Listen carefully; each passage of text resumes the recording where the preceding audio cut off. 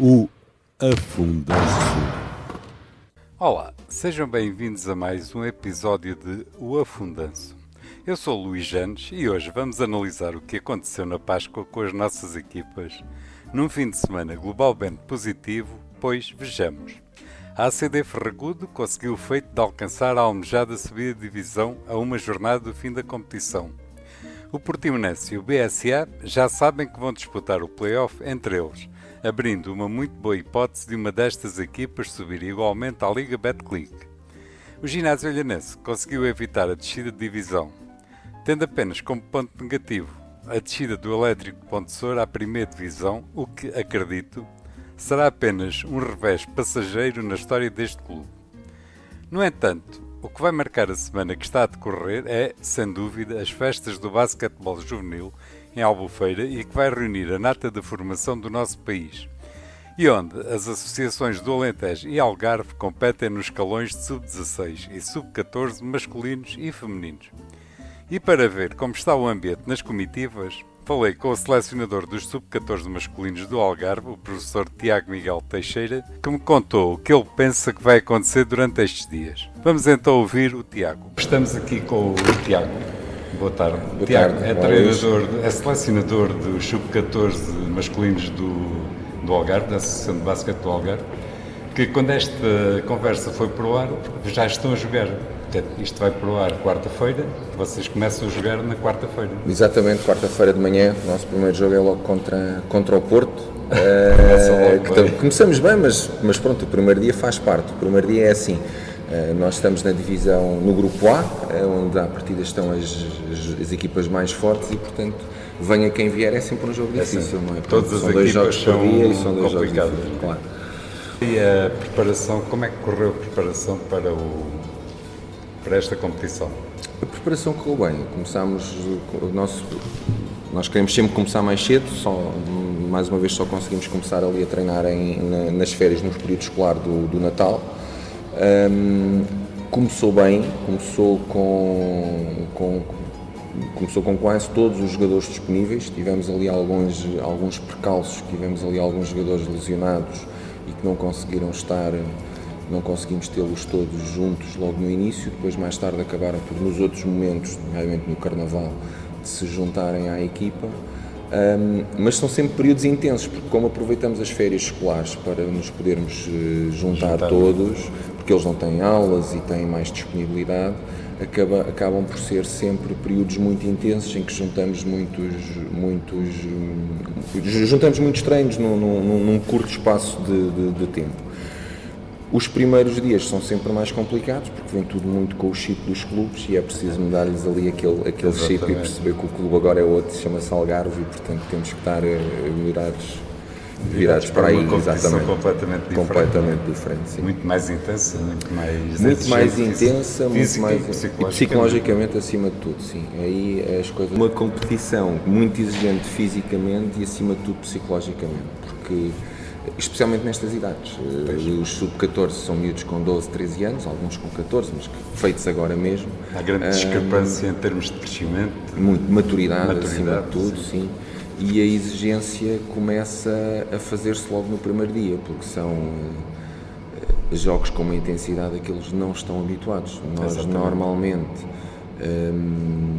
o período mais intenso que eles têm acaba por ser nas Final Fours, em que há ali 3 jogos em 3 dias.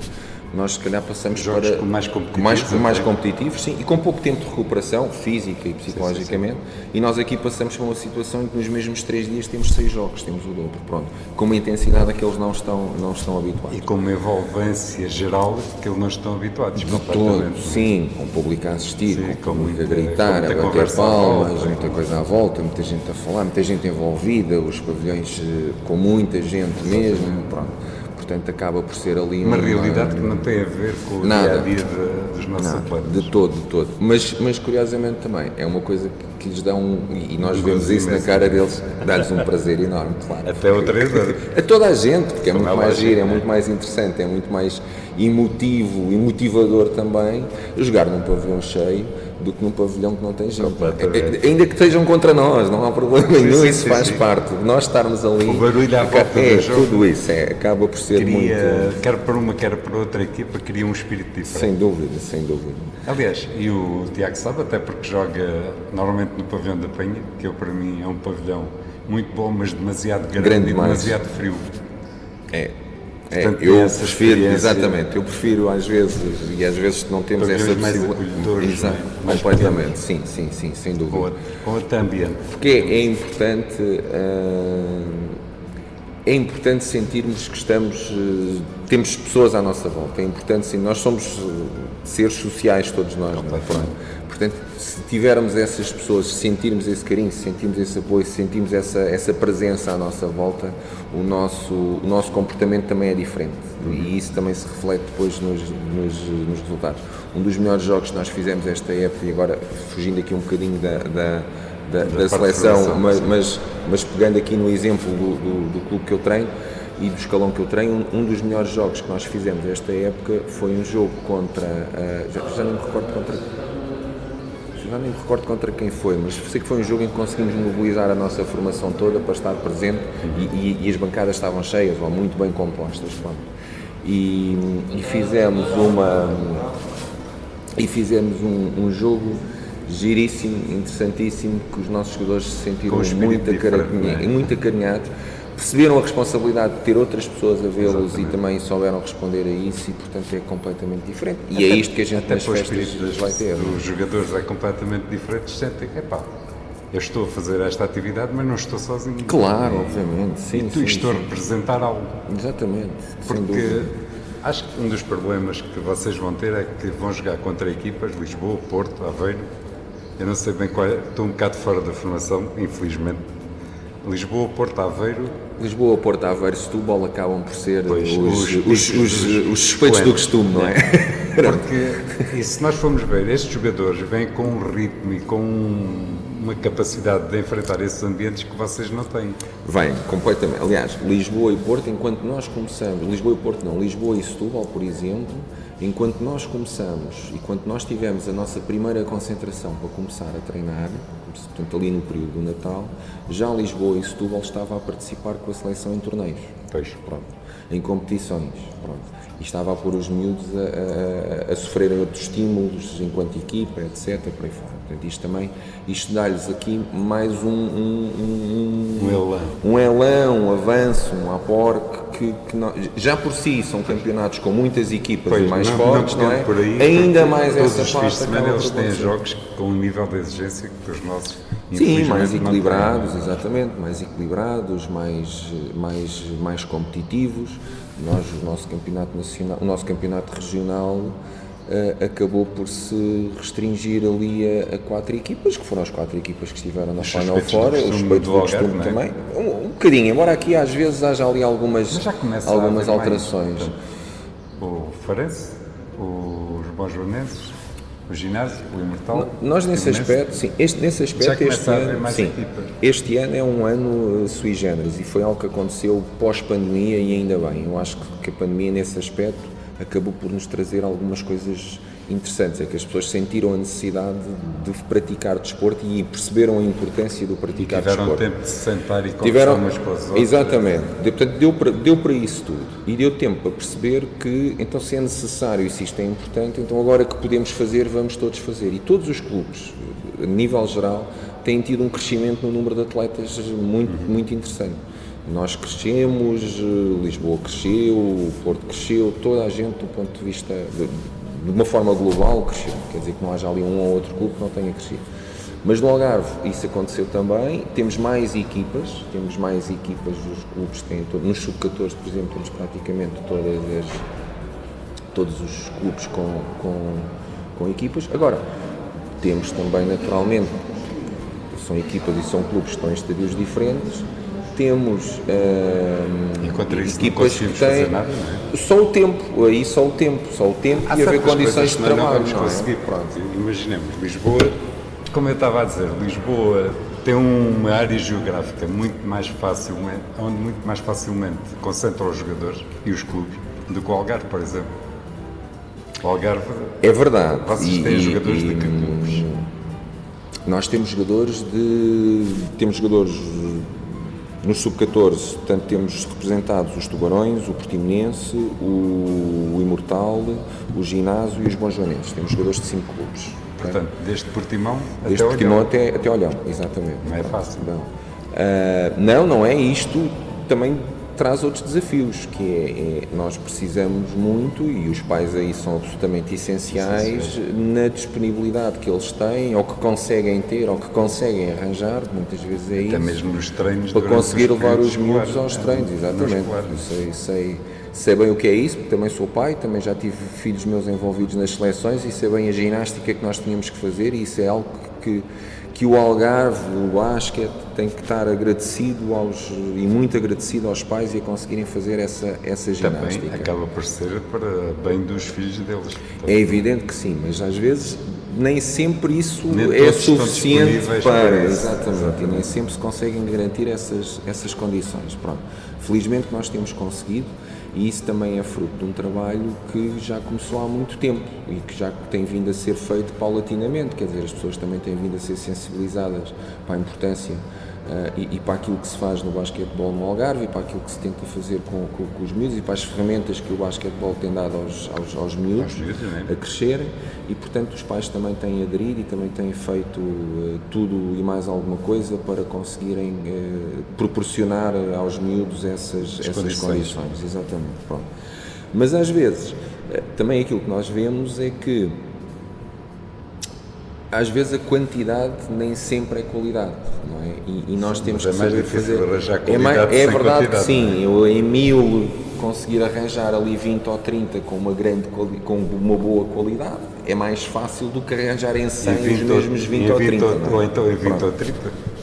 Ou em 20 ou 30, realidades como algumas realidades, é verdade. Mas não é só isso, porque nós temos alguns exemplos, e estamos a falar ali de alguns países com uma população reduzidíssima e com uma qualidade de jogo absolutamente fantástica, etc. Mas isto é cultura. Sim. Isto é cultura. E isto é um trabalho que tem que ser feito, e que nós aí, nesse aspecto, temos uma cultura que é um bocadinho, pelo menos desportiva, é muito... Estou a pensar num país específico que acho que é a Letónia, não sei se é a Letónia ou a Estónia, tem ciclistas de topo, tem basquetebolistas de topo e tem 3 milhões de habitantes. Exatamente, por exemplo. Portanto, sim. E a Sérvia não tem muito mais habitantes do que nós. Aliás, acho que inclusive tem menos habitantes do que Portugal, e no entanto tem menos, tem 8 milhões. Exatamente, e portanto, e no entanto tem a nível tem um nível de encara o desporto um ponto completamente diferente de nós. Nós gostamos muito de estar a discutir futebol. Exatamente. Acaba por ser isso, sim, um pouco mais. E discuti-lo de uma forma muito confortável, não é? É no café. E essa basicamente sobre 3 clubes específicos. Também há mais isso. Os portugueses têm certas idiosincrasias que eu sou português, mas custa-me um bocado a compreender, porque nunca estive ligado a esse fenómeno. Nunca fui um grande adepto de futebolista. Gosto de futebol, mas sempre estive ligado ao basquete, sempre estive a lutar contra esse monstro que é o futebol. Mas não nos vamos dispersar. Até porque Tiago vai ser vai ser o meu próximo convidado nos 2 sextos de conversa. E não podemos estar a estragar a nossa conversa a nossa próxima conversa. O próximo programa, claro. Então vamos fechar outra vez as amarras. Quais é que são as hipóteses da nossa seleção nesta competição? As hipóteses vão ser, eu não tenho uma resposta direta a dar a isso, porque estamos a falar de sub-14. Tenho uma resposta indireta, não tem problema. Pronto, mas porque estamos a falar de um escalão de sub-14 que é um escalão também muito volátil. Estamos a falar de miúdos muito jovens, estamos a falar de miúdos que às vezes têm ali algumas reações e alguma imaturidade psicológica que faz com que eles mudem bastante. Sim. E isto é válido para os nossos e é válido para os outros. Sim. Portanto, aquilo que é efetivamente importante neste momento, e é o nosso primeiro objetivo, é garantir que continuamos no grupo A, portanto fazemos parte das 6 equipas das 6 seleções mais fortes. A partir daí é um bocadinho aquela velha frase feita de vai ser jogo a jogo. Pronto. Nós, para garantirmos o mais rápido possível o grupo A, temos que ganhar um dos jogos do primeiro dia. Isto vai-nos pôr ou Porto ou Setúbal. São dois fáceis. São dois fáceis, mas são aqueles dois que a gente já está. Mas também, se não forem esses dois, seriam outros dois. A verdade é esta. Mais Setúbal, eu acho que o Porto, como o Tiago diz, é muito difícil estar a fazermos previsões, porque cada ano traz uma fornada completamente diferente. E eu já apanhei de tudo do Porto, atenção, eu já apanhei mas uma normalmente equipa. eles têm uma margem de escolha muito maior. Não, eu já não é o primeiro ano que estou a acompanhar as seleções. No meu primeiro ano era treinador adjunto sub-14. Apanhámos uma equipa do Porto fortíssima, que acabou por ser a vencedora do torneio. No segundo ano apanhámos uma equipa do Porto que ficámos todos um bocadinho surpresos, porque eram miúdos baixos, coisa que não é muito normal, miúdos com alguma qualidade técnica, sim, mas com alguma, fisicamente não muito fortes, portanto já apanhámos de tudo. O ano passado nós também jogámos contra o Porto, foi o nosso primeiro jogo, foi contra o Porto também. Ficou-nos ali um amargo de boca porque perdemos o jogo por 3 pontos, falhámos uma série de lances livres, que é uma guerra que nós temos sempre aqui nas nossas seleções. Portanto, já apanhámos as duas vertentes e que acaba por ser algo muito normal nestes escalões. Nós próprios do Algarve, o ano passado, nós tínhamos 2 miúdos com 1,90m e qualquer coisa. Este ano não temos ninguém acima de 1,90m. É tudo com 1,80m e qualquer coisa. Pronto. Pois. Portanto, isto no miúdo de 13 anos faz a diferença. Faz a diferença. Portanto, primeiro objetivo, garantir a manutenção no Grupo A. Isso para nós é importante, significa que estamos a competir com os melhores, ou temos a oportunidade de competir com os melhores. Se conseguimos ganhar no primeiro dia um dos jogos, e vamos ganhar, estou convencido que vamos ganhar pelo menos um dos jogos no primeiro dia, vamos ter esse objetivo logo atingido, e a partir daí é jogo a jogo, e vamos ver o que é que as outras seleções também trazem.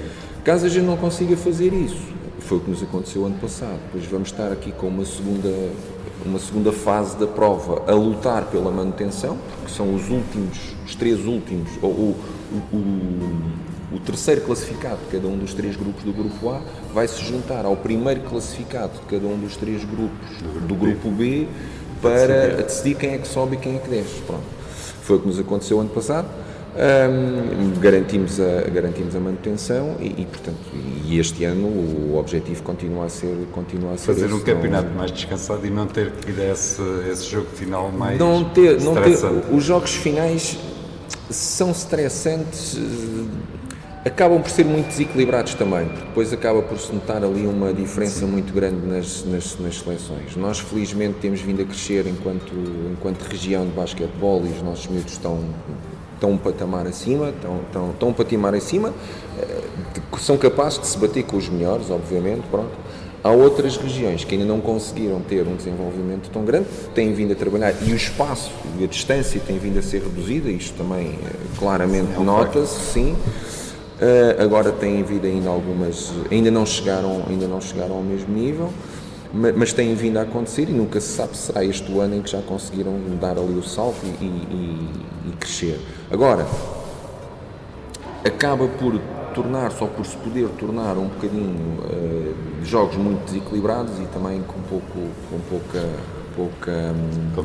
competitividade, pouca emotividade, com pouco envolvimento também, por aí fora. Nós gostamos muito de jogar em Valpedras, que é onde o Grupo A joga, pronto, e já estava ontem foi sexta-feira, mas no último treino estávamos a dizer que nós gostamos muito de Valpedras e queremos continuar aqui, continuar a jogar aqui significa que vamos ter que resolver isto. Treinar onde vão competir. Este ano conseguimos fazer isso, sim. Nestes últimos treinos, nem sempre. De resto, porque o ano passado, por exemplo, fizemos só um treino no sítio onde vamos competir. Este ano não, este ano conseguimos fazer mais, mas os treinos durante o ano são espalhados pelo Algarve inteiro, até porque, tendo nós atletas de todo lado, e havendo no Algarve uma dificuldade muito grande em conseguir espaço e pavilhões disponíveis para jogarmos, para jogarmos e para treinarmos, acaba por ser ali uma guerra da associação conseguir ter esses espaços disponíveis para a gente poder treinar. Então, para terminarmos, vamos só fazer o ponto da situação. Vocês vão começar quarta-feira, portanto, hoje.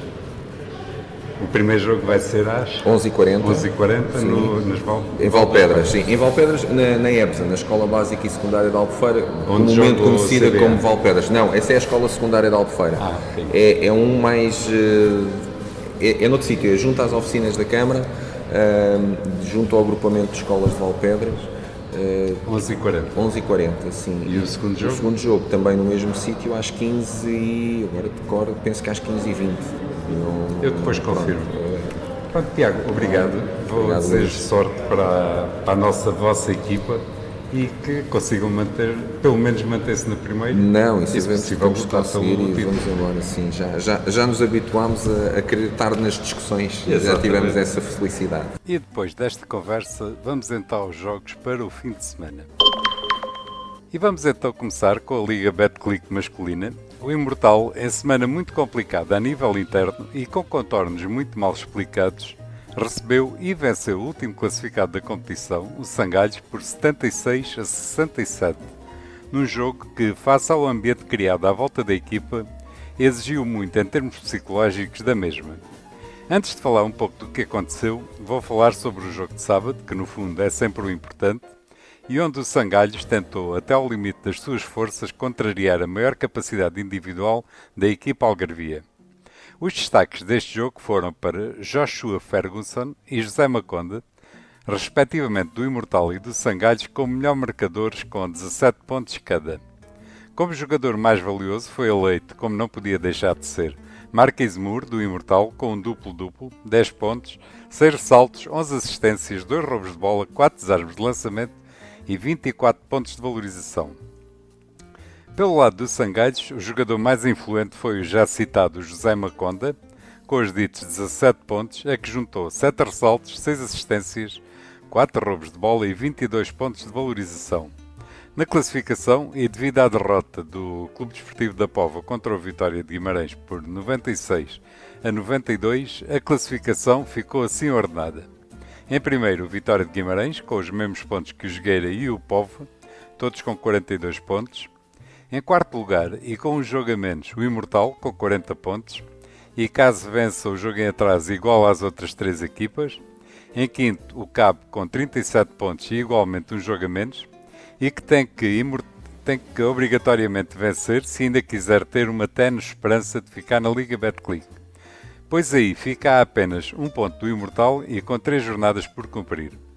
Finalmente, o Sangalhos com 31 pontos já sem qualquer hipótese de ficar na principal liga do nosso país, mas cheio de vontade de estragar a vida a alguma das outras equipas.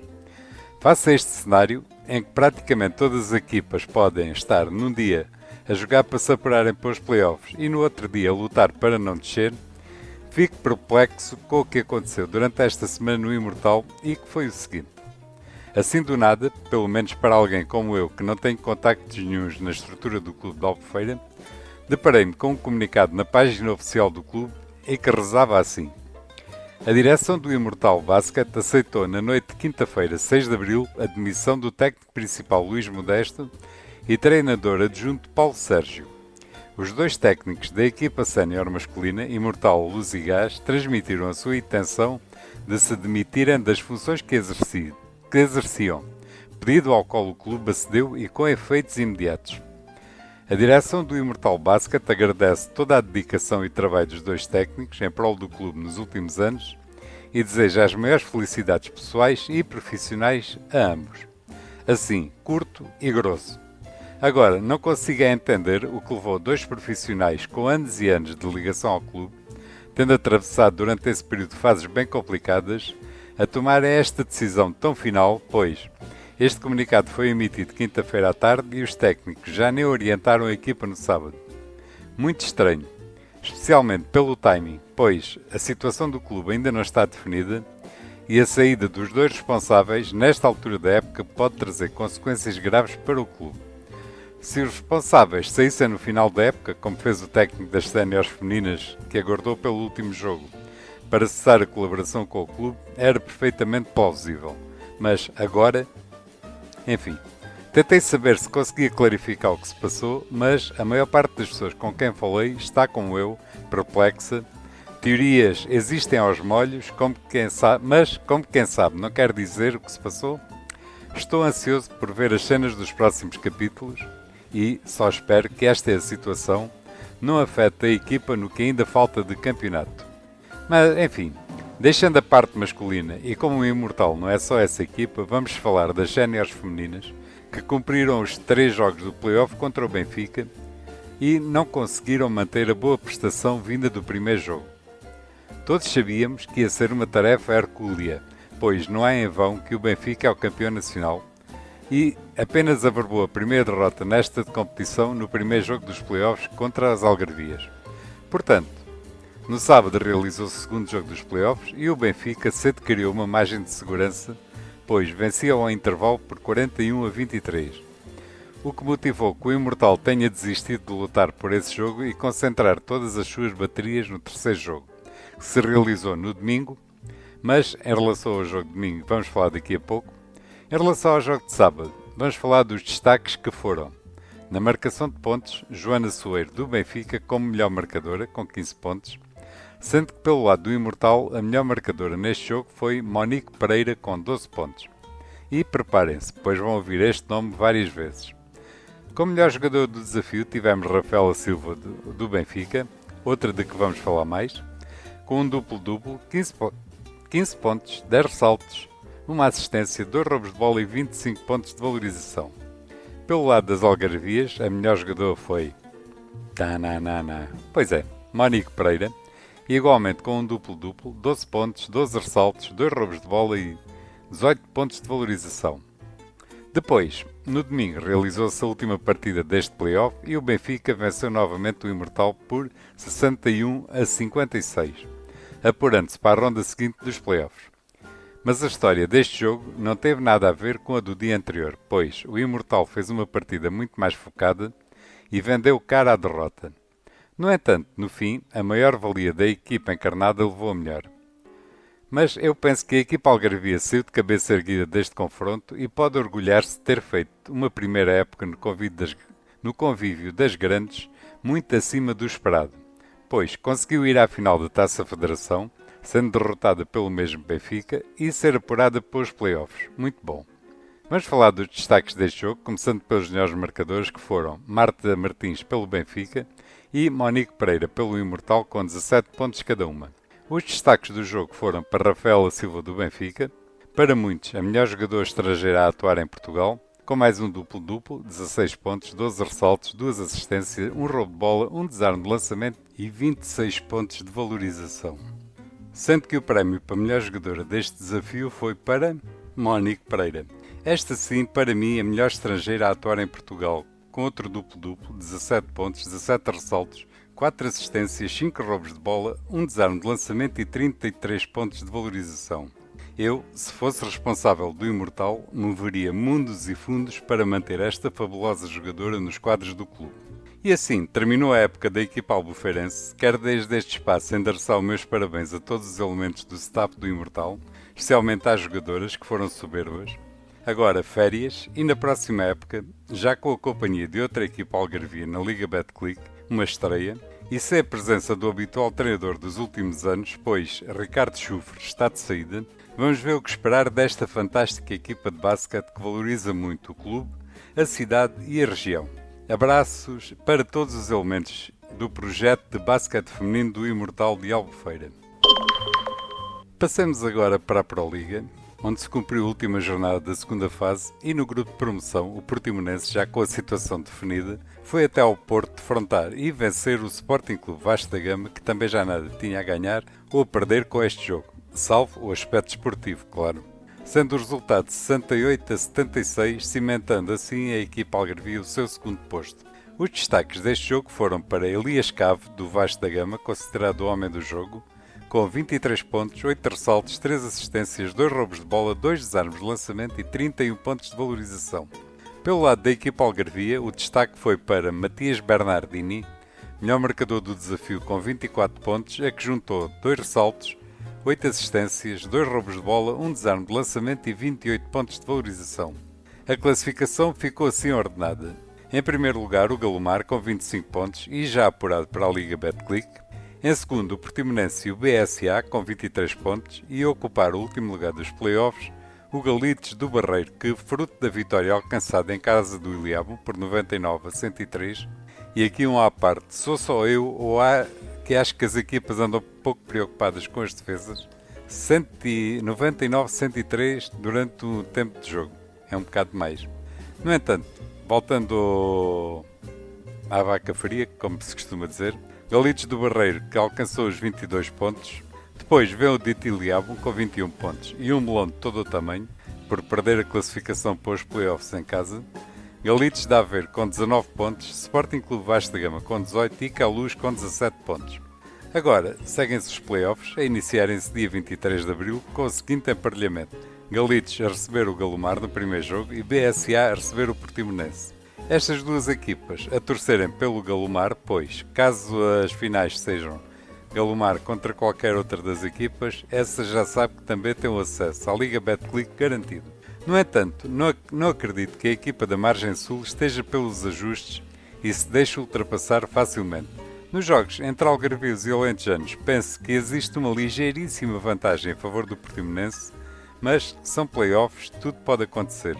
O que é garantido é que se no início da época falassem com os dirigentes, quer do Portimonense, quer do BSA, sobre se queriam estar assim nesta altura, tenho a certeza que ambos assinavam logo por baixo. E daqui, deste espaço, deixo os meus parabéns a quem conseguiu alcançar esta fase e desejar a melhor sorte a todos os intervenientes.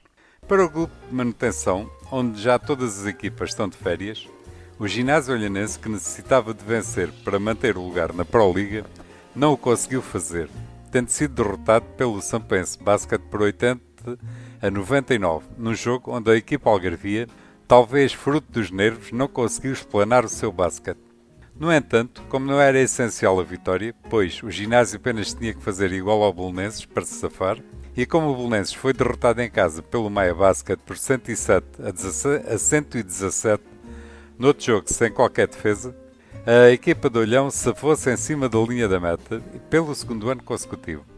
E embora com o sabor amargo de uma derrota para finalizar a época, pode agora entrar de férias com tempo para planear a próxima época, desejando quebrar o fado dos últimos 2 anos.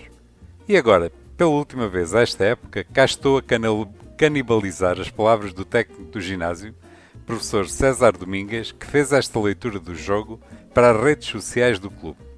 O derradeiro e decisivo jogo da época.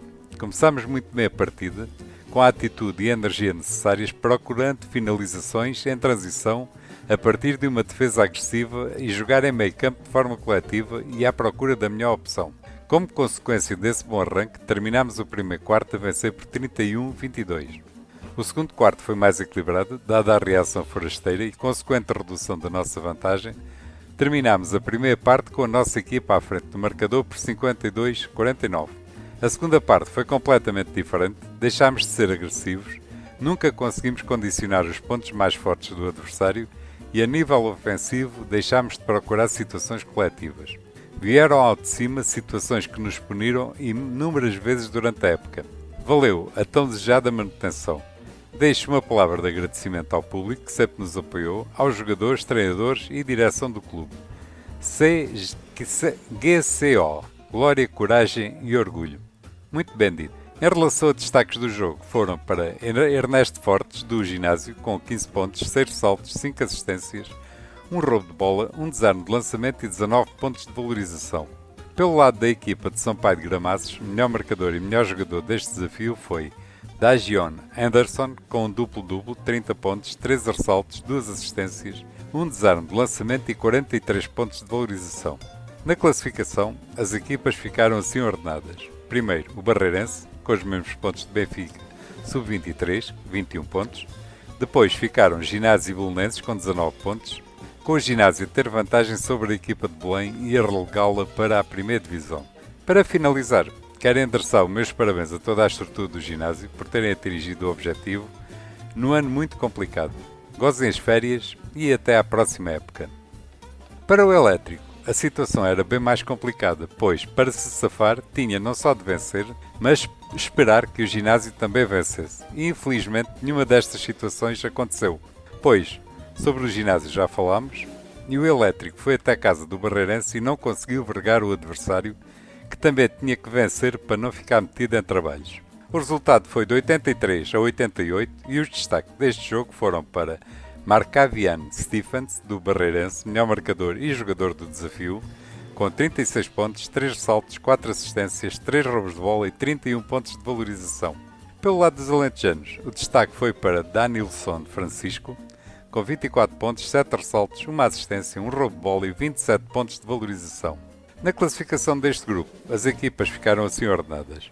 Em primeira, a Académica, com 24 pontos, depois Maia Basket, com 23 pontos, seguiu Sampense, com 21 pontos e, finalmente, relegado para a primeira divisão, o Elétrico, com 20 pontos. Fazendo uma análise breve ao que foi o percurso do Elétrico neste campeonato, posso tirar a conclusão que o início menos bom da equipa acabou por penalizar todo o percurso.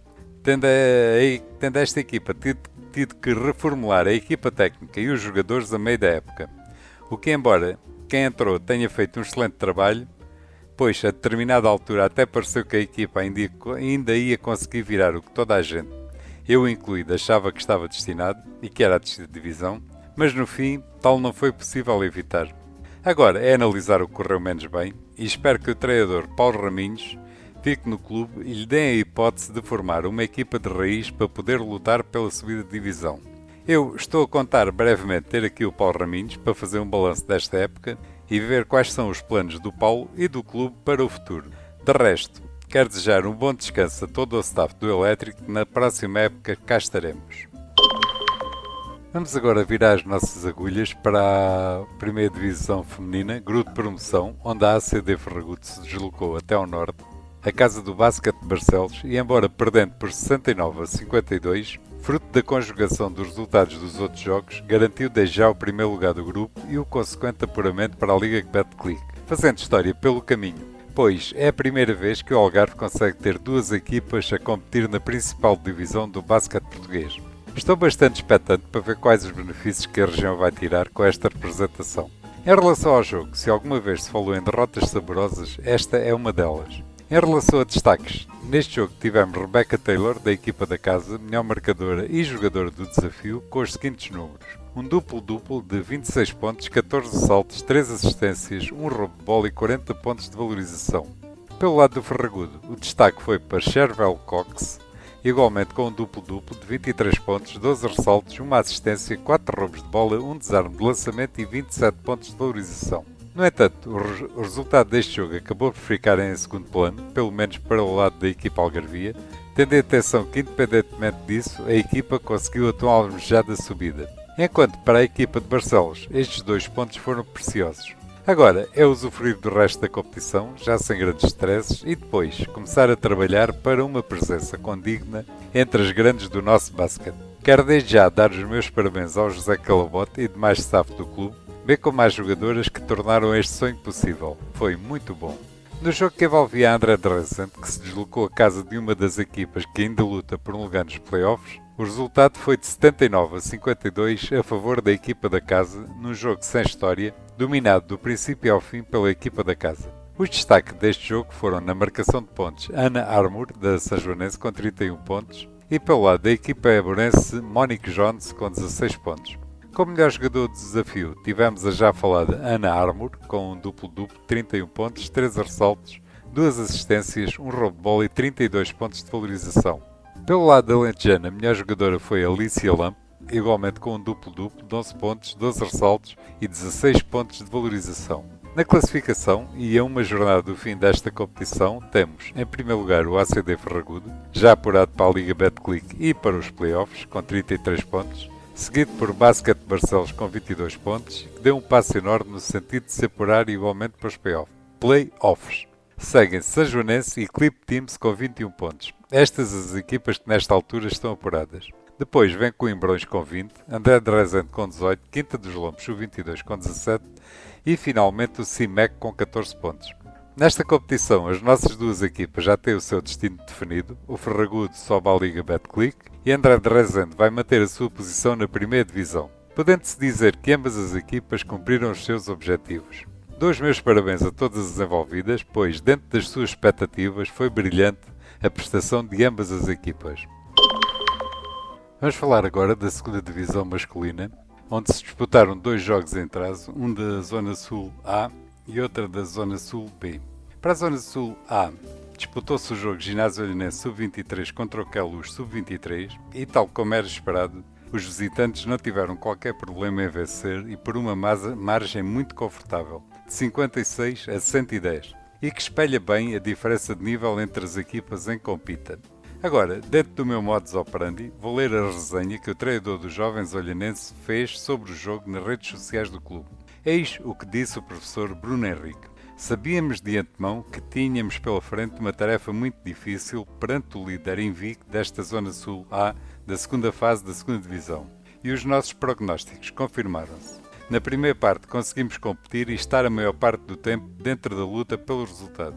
Na segunda parte já não fomos capazes de acompanhar o ritmo dos forasteiros, marcámos mais pontos, mas perdemos demasiadas bolas na saída de pressão, sofrendo muitos pontos por via disso. Com o volumar da diferença no marcador, os nossos níveis anímicos foram descendo, com especial reflexo na prestação defensiva, perante uma equipa bem trabalhada, muito forte no tiro exterior e que mostrou o porquê de estar invicta nesta fase da competição.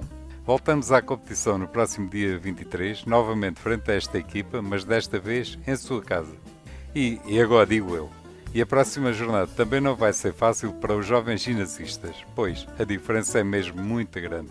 Os destaques deste jogo foram na marcação de pontos para João Serra, pelo ginásio, com 17 pontos. Como melhor marcador do encontro tivemos Ricardo Oliveira, do Queluz, com 22 pontos. Como destaques individuais, no ginásio o melhor jogador foi o já referido João Serra, com os seguintes números: 17 pontos, 6 ressaltos, 6 assistências, um roubo de bola e 18 pontos de valorização. Como melhor jogador do desafio foi nomeado o Sebastião Oliveira, do Queluz, com um duplo-duplo de 11 pontos, 20 ressaltos, 5 assistências, um roubo de bola, um desarme de lançamento e 33 pontos de valorização. Na classificação deste grupo, o Queluz segue na frente, invicto, com 14 pontos, seguido por Seixal com 13 pontos, União de Leiria Basket com 10 e menos um jogo, Odivelas Basket com 9, Unidos e Ginásio com 7 pontos, mas com a equipa dos Unidos com menos um jogo. Vai ser uma tarefa muito complicada para o ginásio se estrear a vencer nesta competição. Para a Zona Sul B realizou-se outro jogo em atraso entre o Carnide Clube e o Portimonense Sub-23, que terminou com a vitória da equipa da casa por 78 a 50. Num jogo sem história, onde os jovens de Portimão nunca conseguiram arranjar antídoto para levar de vencida a equipa da casa. Na classificação deste grupo, a ABA continua no primeiro lugar com 13 pontos, seguida por Sporting Sub-23 com 11, Portimonense Sub-23, Barreirense Sub-23, André de Rezende e Carnide Clube, todos com 9 pontos. Pode-se dizer que é uma série muito equilibrada, tirando a óbvia favorita, a ABA, do professor João Rocha, que é a grande candidata à subida de divisão. Vamos falar agora da Taça Nacional de Séniores Masculinos Sul E, onde os bonjournenses receberam e venceram os salesianos de Évora por uns concludentes 110 a 40, demonstrando bem a fragilidade da turma évorense.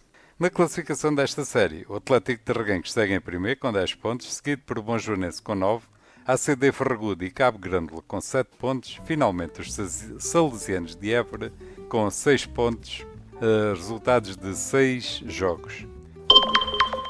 E em termos de equipas séniores estamos conversados. Agora as competições nacionais vão parar até ao fim de semana de 22 e 23 de abril, mas esta semana vai ser inteiramente dedicada ao basquete de formação, com a realização da Festa do Basquete em Albufeira e que vai reunir a nata de formação nacional nesta cidade algarvia. As associações do Alentejo e do Algarve competem nos 2 escalões em disputa, Sub-14 e Sub-16 em masculinos e femininos, e embora eu gostasse de referir o nome de todos os intervenientes das 2 representações, não posso por evidente falta de tempo. Por isso, vou apenas referir o nome dos selecionadores das nossas equipas, começando pela Associação do Alentejo, e que temos no escalão de Sub-16 masculinos, como selecionador Vasco Rocha, coadjuvado por Simão Barradas. No escalão de Sub-16 femininos temos Rui Pechincha, auxiliado por Catarina Moreira. No escalão de Sub-14 masculino temos João Ponte Sousa, auxiliado por Maria Inês Bicho. E finalmente, no escalão de Sub-14 feminino temos Paulo Leitão, acompanhado por Beatriz Pacheco. Pela Associação do Algarve e começando pelo escalão de sub-16 masculinos, o selecionador é Mário Duó, acompanhado por Daniel Guedes. No escalão de sub-16 femininos, o responsável é André Lima, coadjuvado por Nuno Louro. No escalão de sub-14 masculinos, o selecionador é Tiago Miguel Teixeira, que ouvimos há pouco a falar para o Afundanço, e o selecionador adjunto é Sérgio Pastrana. Finalmente, em sub-14 femininos, a responsável é Irina Ferreira e a selecionadora adjunta é Lara Caldeira. Para quem quiser ir ver os jogos das nossas equipas, aqui vão os calendários do primeiro dia de jogos. Hoje, dia 12, e começando pelos sub-14 femininos do Algarve, que jogam no pavilhão Dr. Francisco Neves, a Casa do Imortal. O primeiro jogo é às 14h20 contra a equipa de Leiria. Depois jogam novamente pelas 18h20 contra a forte equipa de Lisboa.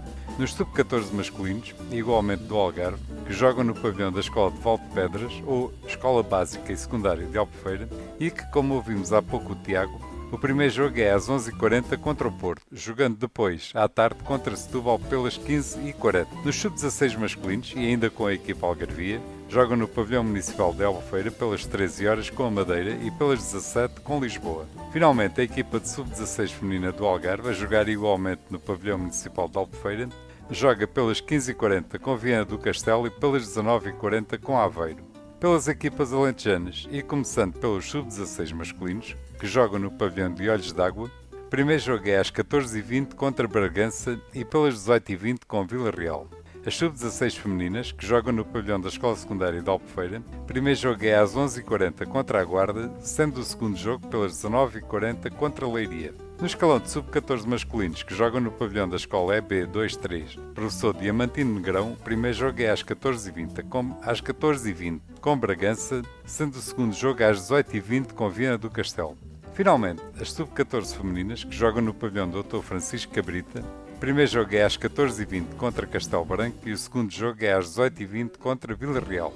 Para saberem os calendários dos dias seguintes, consultem as redes sociais da FPB e das associações que vão mantendo informados os interessados. Nós vamos ficar por aqui, até porque o programa já vai muito longo. Amanhã há mais, com 2 sextos de conversa, com a continuação da nossa conversa, com um dos treinadores mais laureados do Algarve, comentador desportivo e um dos grandes pensadores do basquete em Portugal. Trata-se do professor Humberto Gomes, que nós temos a conversa a meio, e eu aconselho vivamente a não perderem a continuação desta conversa. Agora sim, até amanhã e já sabem, grandes jogos de basquete.